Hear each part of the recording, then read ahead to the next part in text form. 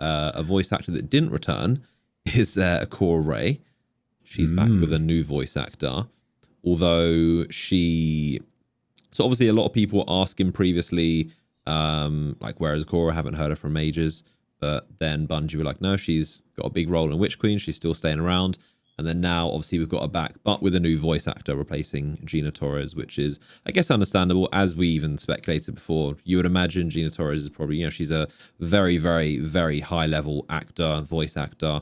So you'd imagine she's probably very expensive and is probably very difficult to book. Her schedule is probably very busy. So it probably, is the typical case where they can just get more out of her if they just get a new voice actor, which it seems like what they've done. But yeah, it's unfortunate. Obviously, Gina Torres is a very unique voice. Like, there's a reason why she is who she is, but she's not got a very replicatable voice. It definitely sounds different. Definitely the very first thing I had noticed in the trailer was, that's definitely not Ikora. But at least it's good to see the character is back and we'll actually hear more of her. But yeah.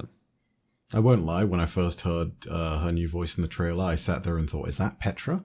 But to the credit of the new voice actress, I think she's got the tone and the intonations that Ikora has always been known for down pat. She's got it really well crafted. And whilst it's very clear that the voice is different, I think that the bigger thing for Ikora's character has always been sort of the way that she acts, and the tone is really important for that.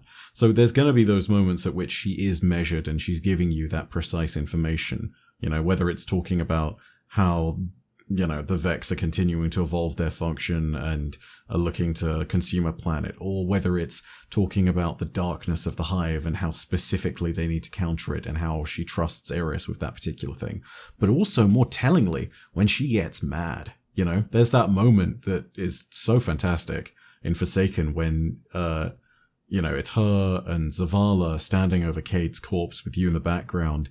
And she says to do anything less than basically take full war to Aldrin Sov would be cowardice, And those are the moments at which she really loses her cool. And that's what's really important for Ikora to get right, or at least for the voice actress for Ikora to get right. And thus far, I think they've done a stellar job. So yeah, changing of the guard is going to happen, I think. And whilst they're definitely keeping some really iconic characters around, I'm really glad to see that even where they are making these changes here, for the most part, the voice actors and actresses who are filling in are doing a really stellar job. And I mean, not to make too much of a point of it, but this has happened with a Vanguard before. Nathan Fillion dropped out for voicing Cade after Destiny 2, and Nolan North filled in with his lines. Yeah. And honestly, I didn't even notice until someone told me. Yeah. And this is, this was a little bit more obvious, but it's got to be said, stellar job from everyone who's involved in the voice work is still very much the